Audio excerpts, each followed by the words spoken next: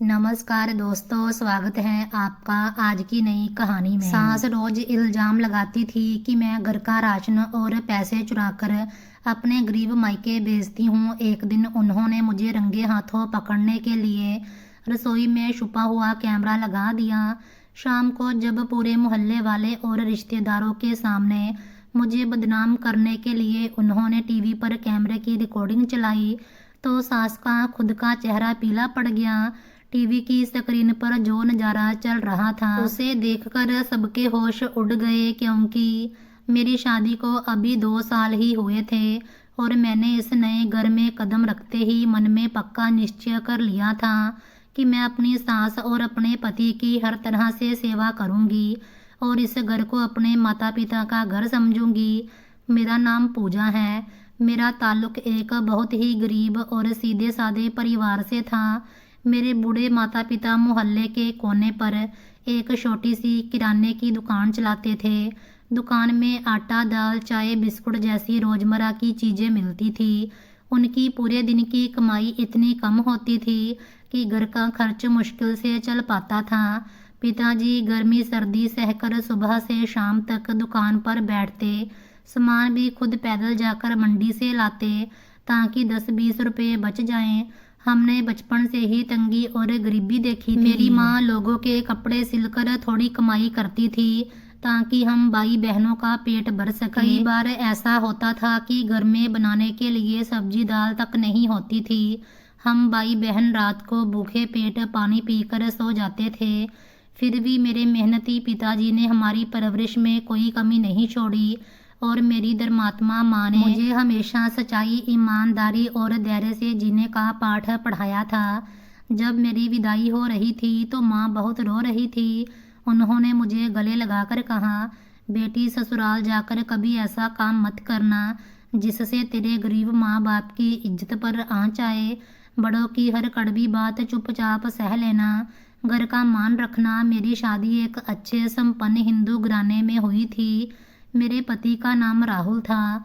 वो बहुत अच्छे, मेहनती और नरम दिल इंसान थे। वो शहर की एक बड़ी कंपनी में नौकरी करते थे। उनकी अच्छी तनख्वाह से घर का सारा खर्च आराम से चलता था। घर में किसी चीज़ की कमी नहीं थी। हर तरफ सुख और शांति थी। लेकिन इस घर की असली मालकिन मेरी सास सुमित्रा देवी थी। उनका स्वभाव बहुत सख्त और गुस्सैल था। घर के छोटे बड़े हर फैसले वो खुद लेती थी। उनकी मर्जी के बिना कोई एक कदम भी नहीं उठा सकता था। मैं सुबह सूरज निकलने से पहले उठ जाती थी। रात तक घर का सारा काम अकेले करती थी।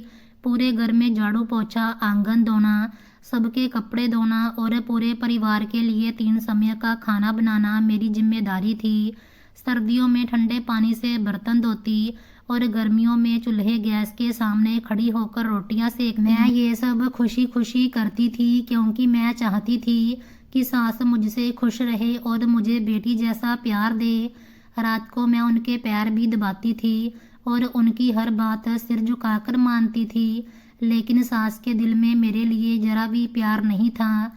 वो रोज मेरी गरीबी और मेरे सादे कपड़ों का मजाक उड़ाती, ताना देती कि तू एक भूखे नंगे घर से आई है। तूने मेरे सीधे सादे बेटे को मीठी मीठी बातों में फंसा लिया।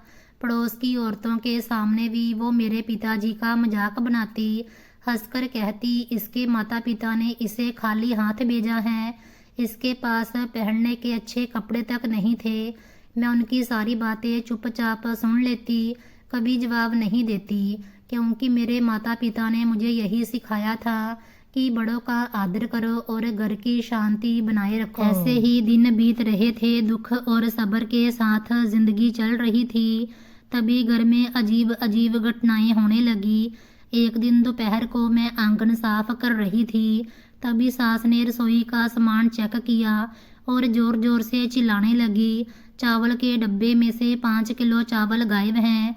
उनकी आवाज़ सुनकर मैं घबराकर अंदर भागी। वो गुस्से से लाल पीली हो रही थी। उन्होंने मेरा हाथ पकड़कर मुझे खाली डिब्बे के सामने खड़ा कर दिया। ग्रीना से मेरी तरफ देखकर बोली, बता मेरे महंगे चावल कहाँ छुपाए हैं। मैंने घबराकर कहा, माँ जी मैंने कोई चावल नहीं निकाले। जितना खाना बनता है उतना ही इस्तेमाल करती हूँ, बाकी चीज़ों को हाथ भी नहीं लगाती। लेकिन सास ने मेरी एक बात नहीं सुनी। सीधा इल्ज़ाम लगा दिया, तू झूठ बोल रही है, तूने चावल चुरा कर अपने गरीब मायके वालों को बेच दिए हैं ताकि वो पेट भरकर खाएं। ये सुनते ही मेरे दिल पर जैसे छुरी चल गई। मैं फूट फूट कर रोने लगी।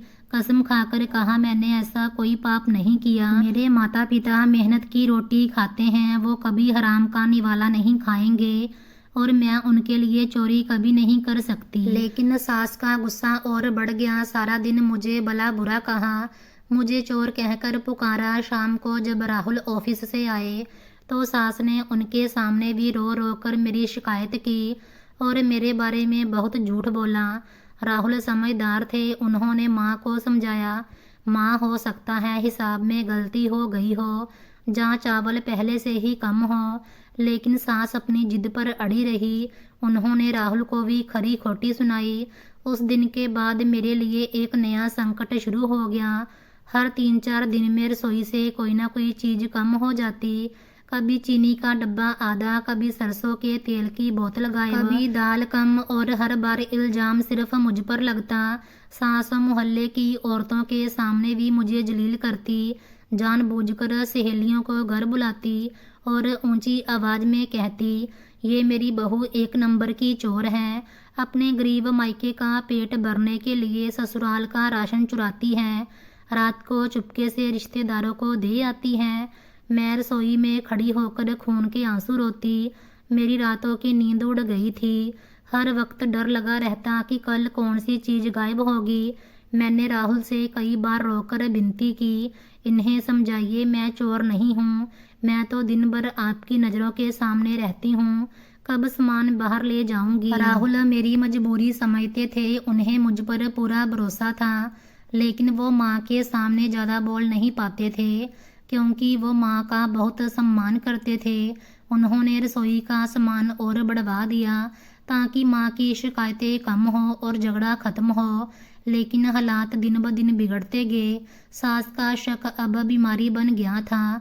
मैं खाना बनाने जाती तो दरवाजे के पीछे खड़ी होकर मुझे घूरती, आटा गूंदती तो मेरे हाथ देखती, सब्जी बनाती तो गिनती कि कितना तेल डाला। उनकी निगरानी और तानों से मेरी मानसिक और शारीरिक हालत खराब होने लगी। मेरा रंग पीला पड़ गया, मैं बहुत कमज़ोर हो गई। मेरी परेशानी तब और बढ़ गई जब राशन के साथ साथ सास के कमरे से पैसे भी गायब होने लगे। एक दिन दोपहर को मैं आंगन में कपड़े सुखा रही थी, तभी सास रोती पीटती बाल नोचती हुई कमरे से बाहर आई, सीधे मेरे पास आई और मेरे बाल पकड़ लिए, मुझे ज़मीन पर गिरा दिया और मारने लगी। मैं चीखती रही, मुझे क्यों मार रही हैं? वो पागलों की तरह चिल्ला रही थी, तूने मेरी अलमारी से 10,000 रुपये चुरा लिए हैं। तू एक भूखी और लालची औरत है जो राशन चोरी करने के बाद अब नगद पैसों पर हाथ साफ करने लगी है। मैंने रोते हुए उनके पैर पकड़ लिए और भगवान की गीता की कसम खाई कि मैं आज उनके कमरे के आसपास भी नहीं गई और मुझे पैसों के बारे में कुछ भी पता नहीं है। मेरे माता पिता ने मुझे चोरी करना नहीं सिखाया, लेकिन उन्होंने मेरी एक नहीं सुनी और मुझे धक्के देकर घर से बाहर निकाल दिया। उस दिन जब राहुल घर पहुंचे तो घर का माहौल जंग का मैदान बना हुआ था। मेरी सास ने राहुल से कहा, अगर तूने इसे घर से बाहर नहीं निकाला तो मैं खुद इस घर को छोड़कर हमेशा के लिए चली जाऊंगी। राहुल बहुत परेशान हुए। उन्होंने मुझसे अकेले में पूछा तो मैंने रोते हुए कहा, मैंने कभी एक भी चोरी नहीं की। राहुल ने मुझे दिलासा दिया और किसी तरह माँ का गुस्सा शांत कर दिया।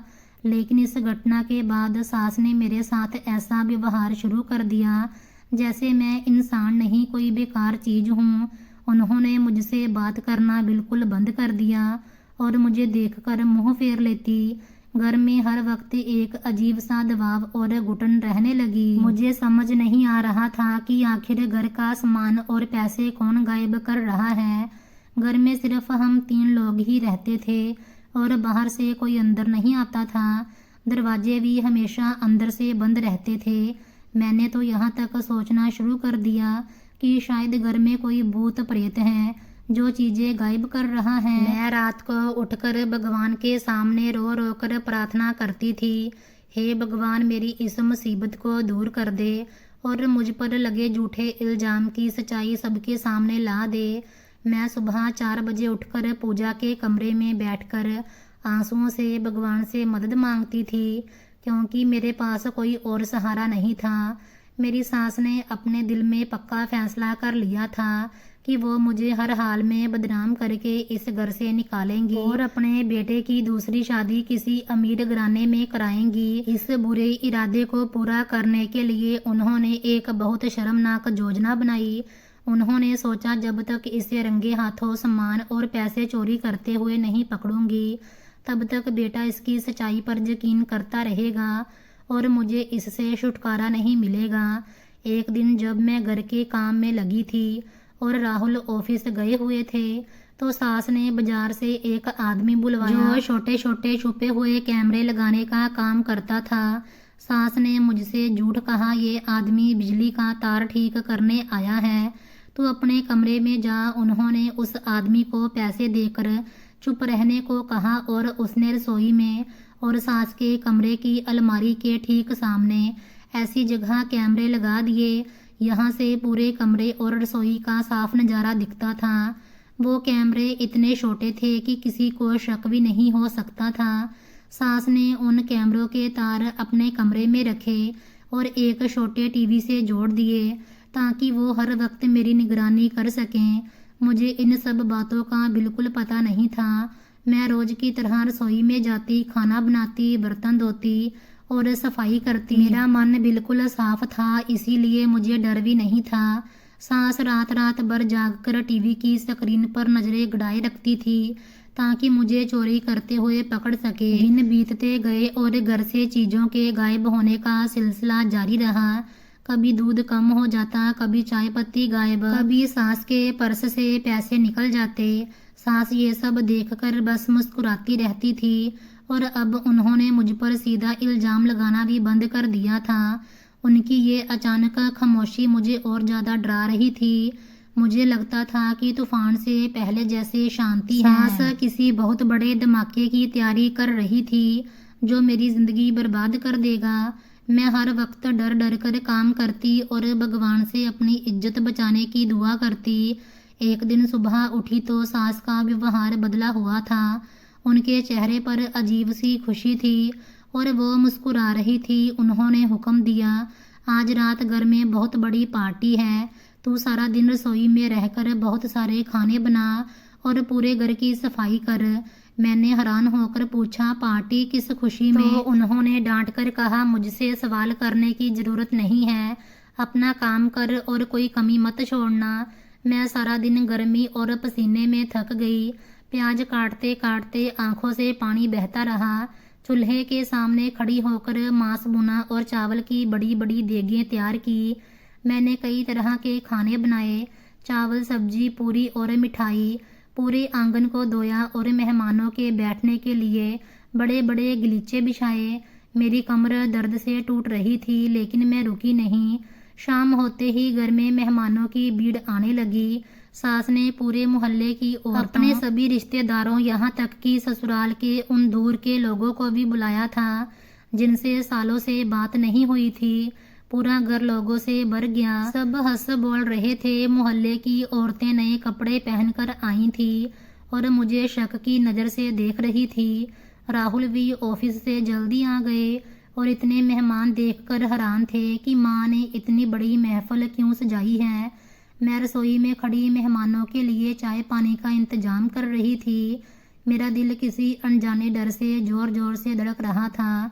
मुझे लग रहा था आज रात मेरे साथ कुछ बहुत बुरा होने वाला है। सास ने बहुत अच्छे कपड़े पहने थे और हर मेहमान का खुशी से स्वागत कर रही थी। जब सारे मेहमान आ गए और सब आंगन में बिछे गलीचों पर बैठ गए तो सास ने सबको शांत रहने का इशारा किया। उनके चेहरे पर जहरीली मुस्कान थी और आंखों में मेरे लिए नफरत साफ दिख रही थी। उन्होंने ऊंची आवाज में कहा, मेरी बहनों और प्यारे रिश्तेदारों, आज मैंने आपको किसी खुशी की पार्टी के लिए नहीं बुलाया। आज मैं आप सबके सामने एक सच्चाई और एक काला चेहरा बेनकाब करने जा रही हूँ, जिसने मेरे घर का सुख बर्बाद कर दिया है, जो दीमक की तरह मेरा सारा माल चाट रही है। सास की बात सुनते ही पूरे आंगन में सन्नाटा छा गया। सब हैरानी से उनकी तरफ देखने लगे। राहुल भी परेशान होकर माँ के पास गए और पूछा, आप क्या कह रही हैं? लेकिन सास ने हाथ के इशारे से उन्हें पीछे हटा दिया। मैं रसोई के दरवाजे के पीछे खड़ी कांप रही थी और मेरे आंसू बहने लगे।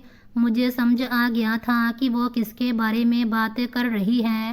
सास ने आगे कहा, आप सब जानते हैं मैंने अपने इकलौते बेटे की शादी एक बहुत गरीब घर की लड़की से की थी। सोचा गरीब है तो घर को अपना समझेगी और मेहनत करेगी, लेकिन इस लालची औरत ने घर में कदम रखते ही मेरे राशन और पैसों पर हाथ साफ करना शुरू कर दिया। पिछले कई महीनों से मेरे घर से महंगा राशन और मेरी अलमारी से हजारों रुपए चोरी हो रहे हैं। जब मैं इस चोर से पूछती हूँ तो ये भगवान की कसम खाकर झूठ बोलती है। मेरे बेटे ने भी इसके झूठे आंसुओं पर यकीन कर लिया और मुझे गलत समझने लगा। लेकिन आज मैं इसका सारा झूठ और इसका चोर चेहरा आप सबकी आंखों के सामने लाऊंगी, ताकि सबको पता चल जाए ये गरीब लड़कियां कितनी मकार होती हैं, जो ससुराल का माल लूटकर मायके का घर भरती हैं। ये कहते ही सास ने एक रिश्तेदार को आवाज़ दी और कहा, घर का सबसे बड़ा टीवी उठाकर आंगन के बीच में रख दो ताकि सब लोग आराम से देख सकें। मोहल्ले वाली औरतें और रिश्तेदार मेरे खिलाफ बातें करने लगे और मुझे बुरा भला कहने लगे। राहुल सर पकड़कर बैठ गए क्योंकि उनकी माँ उनकी बीवी की शरेआम इज्जत उछाल रही थी। मुझे महसूस हो रहा था जैसे जमीन फट जाए और मैं उसमें समा जाऊं। सास ने एक लंबी तार की मदद से टीवी को चलाया और सब मेहमानों से कहा, आप अपनी आंखें खोलकर इस स्क्रीन पर चलने वाली इन छुपी हुई तस्वीरों को देखें और फैसला करें कि इस चोर औरत के साथ क्या सलूक होना चाहिए। उन्होंने रिमोट का बटन दबाया, जिसके बाद टीवी पर वो रिकॉर्डिंग चलना शुरू हो गई। वो पूरे मोहल्ले और सारे रिश्तेदारों के सामने मुझे हमेशा के लिए बदनाम और बर्बाद करने के लिए पूरी तरह तैयार थी। टीवी की बड़ी और चमकदार स्क्रीन पर जैसे ही वो छुपी हुई चलती तस्वीरें नजर आना शुरू हुई, तो आंगन में बैठे हर इंसान की सांस जैसे रुक सी गई और सबकी आंखें स्क्रीन पर जम गई। सास के चेहरे पर एक अजीब और जहरीली मुस्कान थी और वो बड़े घमंड से मशीन की तरफ देख रही थी, जैसे उन्हें 100% यकीन हो कि अब अगला नज़ारा मेरी चोरी का ही आएगा और मैं पूरे मोहल्ले के सामने हमेशा के लिए बदनाम हो जाऊंगी। राहुल का चेहरा दुख और परेशानी से उतरा हुआ था और वो सर झुकाए बैठे थे क्योंकि उन्हें माँ की इस हरकत पर बहुत शर्म आ रही थी। मैं रसोई के लकड़ी के दरवाजे के पीछे छुपकर खड़ी थी और मेरे शरीर का हर हिस्सा डर की वजह से बुरी तरह कांप रहा था। मेरी आंखों से लगातार गर्म आंसू बहकर मेरे गाल भिगो रहे थे और मेरा दिल सीने में इतनी जोर से धड़क रहा था कि मुझे अपनी ही धड़कन सुनाई दे रही थी। मुझे समझ नहीं आ रहा था कि इस मशीन में ऐसा क्या दिखने वाला है जिस पर सास इतना घमंड कर रही है और मुझे बदनाम करने के लिए इतनी बेताब है। टीवी की स्क्रीन पर सबसे पहले सुबह का नज़ारा आया। मैं रसोई में दाखिल हुई और नाश्ता बनाना शुरू किया। सबने गौर से देखा कि मैं लगातार काम कर रही हूँ और गर्मी पसीने में डूबी हुई हूँ। मैंने आटा गूंथा, रोटियाँ सेकी और चाय बनाकर सबको दी। इसके बाद दोपहर के खाने की तैयारी शुरू हुई। मैंने सब्जी काटी, सब्जी बनाई, बर्तन धोए और रसोई की सफाई की। फिर शाम का नज़ारा चला। इस पूरी लंबी रिकॉर्डिंग में एक पल भी ऐसा नहीं था जिसमें मैंने रसोई की किसी चीज़ को छुपाकर कपड़ों में रखा हो या किसी डब्बे से चीज़ निकाल कर छुपाई हो। मैं सिर्फ अपना काम कर रही थी और सारा सामान अपनी जगह पर बिल्कुल सुरक्षित पड़ा था। ये सब देखकर आंगन में बैठी औरतें आपस में फुसफुसाने लगी और कुछ औरतों ने सास की तरफ हैरानी से देखना शुरू कर दिया कि आखिर वो क्या दिखाना चाहती हैं। सास के माथे पर गुस्से और बेचैनी की लकीरें दिखने लगी। उन्होंने रिमोट का बटन दबाकर रिकॉर्डिंग को तेजी से आगे बढ़ाया ताकि रात का नज़ारा दिखा सकें। उन्होंने ऊंची आवाज में कहा, आप लोग थोड़ा सब्र करें, असली चोरी तो रात के अंधेरे में होती है। जब सब सो जाते हैं तब ये रसोई में आकर अपना काला काम करती हैं। अभी आप सबके सामने इसका असली चेहरा आएगा। उनकी बात पर सब फिर खामोश हो गए और स्क्रीन देखने लगे। रिकॉर्डिंग तेजी से आगे बढ़ी और रात का नज़ारा शुरू हुआ। रात का अंधेरा था और रसोई की लाइट बंद थी। स्क्रीन पर पूरा अंधेरा और खामोशी थी। सिर्फ बाहर से हल्की पीली रोशनी रसोई में आ रही थी। सास की आंखें खुशी से चमक उठी और बोली, अब ध्यान से देखो ये कैसे अंदर आती है। कुछ देर तक स्क्रीन पर कुछ नहीं दिखा। फिर अचानक रसोई के दरवाजे पर एक साया आया। वो साया धीरे धीरे चलता हुआ अंदर आया और उसने रसोई की हल्की लाइट जला दी। लाइट जलते ही उस इंसान का चेहरा कैमरे के सामने साफ आ गया और वो चेहरा देखते ही पूरे आंगन में बैठे इंसान के मुंह से हैरानी की चीख निकल गई। सबकी आंखें सदमे से फटी रह गई और कई औरतें मुंह पर हाथ रखकर खड़ी हो गई, क्योंकि टीवी की स्क्रीन पर रसोई में चोरी करने आई हुई इंसान कोई और नहीं, वो मैं नहीं थी, वो खुद मेरी सास थी, जो रात के अंधेरे में बहुत खामोशी से रसोई में आई थी। ये नज़ारा देखते ही सास के चेहरे का रंग एक सेकंड में पीला पड़ गया, जैसे शरीर का सारा खून निकल गया हो। उनके हाथ से रिमोट छूटकर जमीन पर गिर गया और उनकी आंखें स्क्रीन पर जम गई। वो खुद भी सदमे में वो तस्वीरें देख रही थी और उनका मुंह खुला रह गया। स्क्रीन पर नज़ारा बहुत अजीब और डरावना था। सास ने रसोई में आकर सबसे पहले चावल का बड़ा डब्बा खोला और उसमें से एक बड़ा बर्तन भरकर चावल निकाले और कपड़े के थैले में डाल दिए। उसके बाद उन्होंने चीनी, तेल और दाल के डब्बों से सामान निकाला और उसे भी थैले में छुपा लिया। उनका चेहरा बिल्कुल सपाट था और आंखें खुली हुई थीं, लेकिन चेहरे पर होश जहाँ जागने के कोई निशान नहीं थे। वो बिल्कुल कठपुतली की तरह हरकत कर रही थी, जैसे कोई उनसे ये सब करवा रहा हो। उन्होंने सामान से भरा थैला हाथ में लिया, रसोई की लाइट बंद करके आंगन की तरफ निकल गई। आंगन में लगे दूसरे कैमरे ने भी उनकी रिकॉर्डिंग की थी। सबने हैरानी से देखा कि सास राशन का थैला लेकर आंगन के आखिरी कोने में पहुंची। वहां एक बहुत पुराना मिट्टी का तंदूर रखा था जो सालों से इस्तेमाल नहीं हुआ था।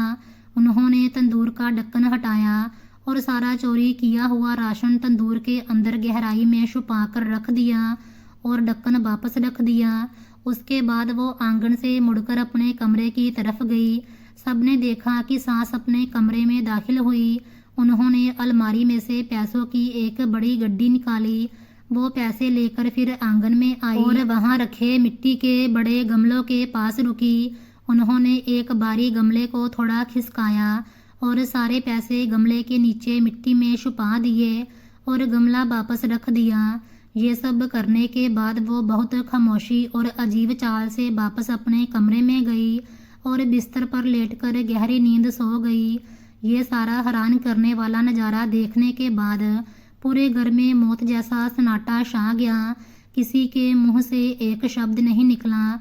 राहुल का मुंह हैरानी से खुला रह गया और वो माँ की तरफ ऐसे देख रहे थे जैसे वो कोई अजनबी हो। मैं रसोई के दरवाजे के पीछे खड़ी ये सब अपनी आंखों से देख रही थी और मुझे भगवान के सच्चे न्याय पर रोना आ रहा था, जिसने इतनी बड़ी भीड़ के सामने मेरी सच्चाई और मेरी पाकीज़गी साबित कर दी। मोहल्ले की औरतें और रिश्तेदार जो कुछ देर पहले मुझे गालियां दे रहे थे और मुझे चोर कह रहे थे, वो सब अब गुस्से और नफरत भरी नज़रों से मेरी सास की तरफ देख रहे थे। एक रिश्तेदार औरत ने तंज करते हुए ऊंची आवाज में कहा, देखो जरा इस औरत को जो अपनी बहू पर राशन और पैसे चोरी करने का झूठा इल्जाम लगाकर उसे पूरे मोहल्ले में बदनाम कर रही थी, और असल चोर तो ये खुद निकली जो अपने ही घर का सामान अपने हाथों से तंदूर और गमलों में छुपाती है और सारा इल्जाम इस बेचारी गरीब लड़की पर डाल देती है ताकि इसे घर से निकाल सके, कितनी जालिम और झूठी औरत है। इस औरत की बात सुनकर मोहल्ले की बाकी औरतों ने भी मेरी सास को बुरा भला कहना शुरू कर दिया और तानों की बारिश होने लगी। हर तरफ से बातें होने लगी और लोग उनके इस शर्मनाक चेहरे पर धिक्कार भेजने लगे। मेरी सास का सारा घमंड और सारी अकड़ एक सेकंड में मिट्टी में मिल गई। उनके पैरों तले जमीन खिसक गई और वो इस सदमे और शर्म की वजह से जमीन पर बैठकर रोते रोते अपने दोनों हाथों से सर पीटने लगी और पागलों की तरह चीखने लगी। ये सब झूठ है, मैंने कोई चोरी नहीं की, ये टीवी खराब है, ये कोई जादू है, मुझे कुछ याद नहीं, मैं तो रात को अपने बिस्तर पर सो रही थी, मैं भला अपने ही घर का सामान क्यों चोरी करके तंदूर में छुपाऊंगी। मेरा दिमाग खराब नहीं हुआ, ये सब इस बहू की चाल है जिसने ये झूठी रिकॉर्डिंग बनाई है। लेकिन उनकी इस बात पर किसी एक इंसान ने भी यकीन नहीं किया, क्योंकि वो कैमरा और वो स्क्रीन किसी से झूठ नहीं बोल सकते थे। राहुल गुस्से और दुख की हालत में माँ के पास पहुँचे और भारी आवाज में बोले, माँ बस कर दीजिए अब और झूठ मत बोलिए, ये कैमरे आपने खुद मंगवाए थे और ये रिकॉर्डिंग भी आपके सामने चली है। आपने अपनी बहू पर इतना बड़ा झूठा इल्ज़ाम लगाया और इसे इतने महीनों तक रुलाया, मुझे आपसे ये उम्मीद बिल्कुल भी नहीं थी। राहुल की बात सुनकर मेरी सास दहाड़े मारकर रोने लगी। उनकी हालत एकदम खराब होने लगी, उनकी सांस उखड़ने लगी और वो पसीने से भीग गई। उनकी आंखें ऊपर चढ़ने लगी और वो इसी शर्म और सदमे की वजह से बेहोश होकर गलीचे पर गिर पड़ी। ये देखकर राहुल ने जल्दी से पानी मंगवाया और उनके मुंह पर छींटे मारे, लेकिन उन्हें होश नहीं आ रहा था। मेहमानों में से एक बुजुर्ग ने राहुल से कहा, इन्हें फौरन मोहल्ले के पुराने वैद्य जी के पास ले चलो, जहाँ उन्हें यहाँ बुला लो, इनकी हालत ठीक नहीं लग रही। राहुल ने जल्दी से एक लड़के को भेजा और थोड़ी देर में वो बुजुर्ग वैद्य जी हमारे घर पहुँच गए। वैद्य जी बहुत समझदार और अनुभवी इंसान थे। उन्होंने आकर मेरी सास की नब्ज देखी, आंखें चेक की और कुछ देर गहरी सोच में डूब गए। सब खामोशी से वैद्य जी की तरफ देख रहे थे कि वो क्या बताते हैं। वैद्य जी ने मेरी सास को एक दवाई सुंघाई जिससे उन्हें होश आया और वो रोते हुए राहुल को देखने लगी। वैद्य जी ने राहुल और सब मेहमानों की तरफ देखकर बहुत गंभीर और धीमी आवाज में कहा, मेरी बात ध्यान से सुनो, तुम सब इस औरत को चोर और जालिम समझकर इसे बुरा भला कह रहे हो, लेकिन हकीकत वो नहीं है जो तुम समझ रहे हो। इस औरत ने जागते हुए जहाँ होश में कोई चोरी नहीं की, बल्कि ये एक अजीब और खतरनाक दिमागी बीमारी का शिकार हो चुकी है। इसे नींद में चलने की बीमारी कहते हैं। वैद्य जी की हैरान करने वाली बात सुनकर पूरे आंगन में फिर सन्नाटा छा गया और सब एक दूसरे का मुंह देखने लगे। वैद्य जी ने आसान शब्दों में समझाया, जब इंसान के दिमाग पर बहुत ज़्यादा बोझ, परेशानी या डर हो जाता है, उसका दिमाग रात को सोते वक्त भी जागता रहता है। इस औरत के दिमाग में ये शक बैठ गया था कि घर का सामान चोरी हो रहा है। इसी डर और शक की वजह से इसका दिमाग रात को सोते हुए इसके शरीर को चलाने लगा। ये रात को गहरी नींद में सोती हैं, लेकिन इनका शरीर उठकर चलता है और ये बिना सोचे समझे अपने ही घर के सामान और पैसों को चोरी से बचाने के लिए किसी सुरक्षित जगह पर छुपा देती हैं। सुबह जब जागती हैं तो रात का किया हुआ कुछ याद नहीं रहता और ये समझती हैं कि सामान सच में चोरी हो गया, इसीलिए बहू पर इल्ज़ाम लगा देती हैं। ये औरत चोर या जालिम नहीं है, बल्कि ये खुद एक मरीज है जिसे इलाज और प्यार की सख्त ज़रूरत है। आप लोग कैमरे की रिकॉर्डिंग गौर से देखो, इसकी आंखें खुली हैं लेकिन उनमें कोई चमक या होश नहीं है। ये एक सोई हुई औरत की रिकॉर्डिंग है। वैद्य जी की ये सच्ची बातें सुनकर सब लोगों के दिल का गुस्सा और नफरत एक ही पल में खत्म हो गई और सबको सास पर गुस्से की जगह तरस आने लगा। राहुल ये सच्चाई सुनकर रोने लगे और उन्होंने माँ के हाथ चूम लिए। उन्हें बहुत दुख हुआ कि माँ इतने महीनों से तकलीफ दे बीमारी में थी और किसी को पता तक नहीं चला।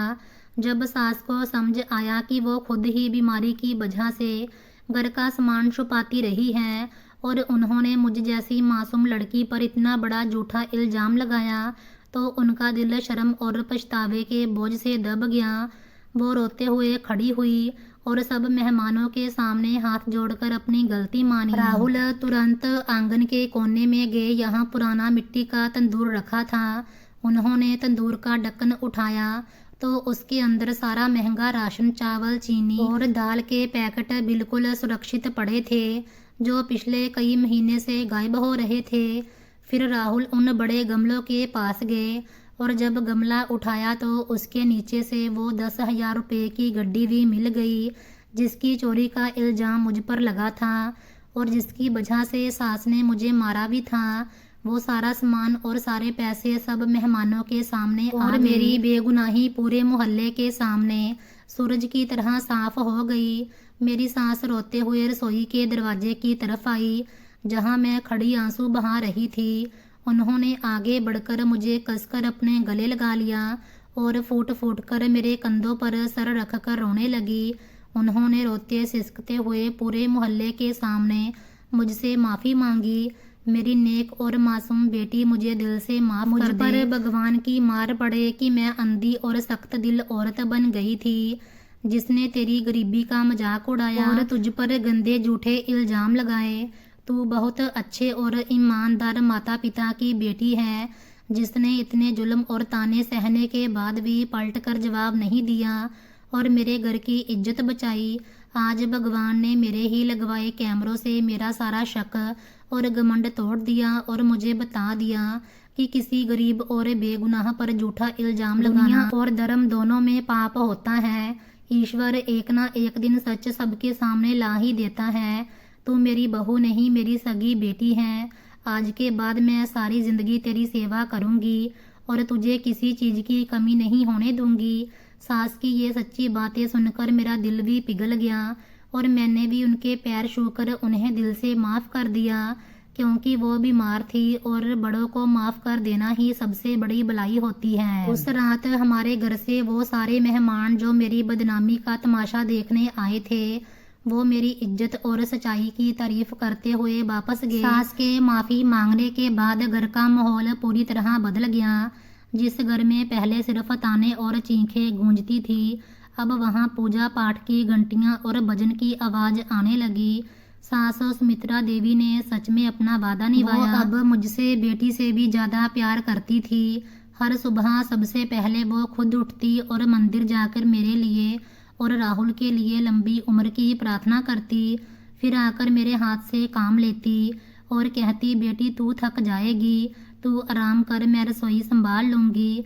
जिस सास ने कभी मुझे एक गिलास पानी भी नहीं पिलाया था, आज वो खुद मेरे लिए सुबह सुबह हल्दी वाला दूध बनाकर लाती। मोहल्ले की औरतें जो पहले मुझे चोर कहती थी, अब मेरे घर आकर तारीफ करती, सुमित्रा बहन आपकी बहू तो देवी है। इतना जुल्म सहा फिर भी घर नहीं तोड़ा। सास गर्व से मेरा हाथ पकड़कर कहती, हाँ ये मेरी बेटी है, मैंने इसे पहचानने में देर कर दी। राहुल भी बहुत खुश थे। ऑफिस से आते ही पहले मेरे पास आते और पूछते, पूजा आज सासू माँ ने तुझे परेशान तो नहीं किया? मैं हंसकर कहती, अब तो वो मुझे परेशान नहीं करती, खुद परेशान हो जाती हैं अगर मैं एक काम भी कर लूँ। वैद्य जी का इलाज चलता रहा। सास को रात में नींद की गोली और शांत रहने की दवाई दी गई। धीरे धीरे उनकी नींद में चलने की बीमारी भी ठीक हो गई। उन्होंने खुद कहा, मुझे समझ आ गया, जब दिमाग में शक और घमंड भर जाए तो इंसान अपना ही दुश्मन बन जाता है। एक दिन सास ने मेरी मम्मी पापा को घर बुलाया।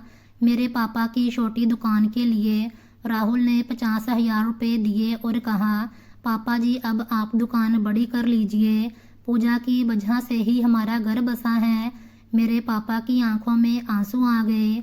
उन्होंने सास के पैर छुए और कहा, आपने हमारी बेटी को बेटी बना लिया। सास ने उस दिन मुझे अपनी शादी की सोने की चूड़ियाँ पहनाई। बोली, ये मेरी सास की निशानी थी, आज से ये तेरी हैं। उस दिन पूरे मोहल्ले में मिठाई बटी। जिन लोगों ने मुझे जलील किया था वो सब आकर पैर छूकर गए। 6 महीने बाद घर में किलकारी गूंजी। मेरे घर बेटी हुई। सास ने उसका नाम आस्था रखा। वो 24 घंटे बच्ची को गोद में रखती। रात को जागकर मुझे कहती, तू सो जा बेटी, मैं आस्था को संभाल लूँगी। आज 2 साल हो गए, हमारा घर पहले से ज़्यादा खुशहाल है। सास रोज शाम को सबको इकट्ठा करके गीता का एक श्लोक सुनाती है और आखिर में कहती है, बच्चों कभी किसी गरीब पर शक मत करना, कभी किसी पर झूठा इल्ज़ाम मत लगाना, क्योंकि भगवान सब देखता है और एक दिन सच जरूर सामने आता है। राहुल कहते हैं, पूजा तेरे सबर ने हमारे टूटे घर को बचा लिया और मैं सोचती हूँ सच में सब्र का फल मीठा होता है।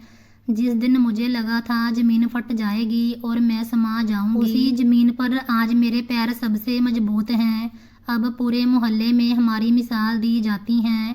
लोग कहते हैं उस घर में पहले क्लेश था, अब लक्ष्मी रहती है। कहानी का सार यही है, समय बुरा हो तो बुरे से बुरा इंसान भी बदल सकता है। बस सच्चाई और सब्र कभी मत छोड़ना। भगवान देर करता है, अंधेर नहीं करता। ये कहानी हम सबके लिए एक बड़ी सीख है। जब इंसान बिना सोचे समझे किसी मासूम और गरीब पर ताकत के नशे में झूठा इल्ज़ाम लगाता है तो भगवान उसे अपने तरीके से सच दिखाता है और उसका सारा घमंड टूट जाता है। सच की जीत हमेशा होती है और सब्र करने वालों को मीठा फल मिलता है। मैंने अपनी सास का इलाज शुरू करवाया और हम सब हंसी खुशी रहने लगे। राहुल के प्यार और मेरे सब्र ने हमारे घर को फिर से स्वर्ग बना दिया। मेरी सास अब मुझे अपनी जान से भी ज़्यादा चाहती है और पूरे मोहल्ले में मेरी तारीफ करती नहीं थकती। मैंने अपने गरीब माता पिता का सर गर्व से ऊंचा कर दिया और यही मेरी सबसे बड़ी कामयाबी थी। ईश्वर के फैसले इंसान की सोच से बहुत बड़े होते हैं और वो जो करता है भलाई के लिए करता है। मेरी ज़िंदगी की मुश्किलों ने मुझे सिखाया कि कभी हालात से हार नहीं माननी चाहिए, सब कुछ भगवान पर छोड़ देना चाहिए। उम्मीद है आपको हमारी ये कहानी पसंद आई होगी। अगर पसंद आए तो चैनल को लाइक, शेयर और सब्सक्राइब ज़रूर करें। धन्यवाद।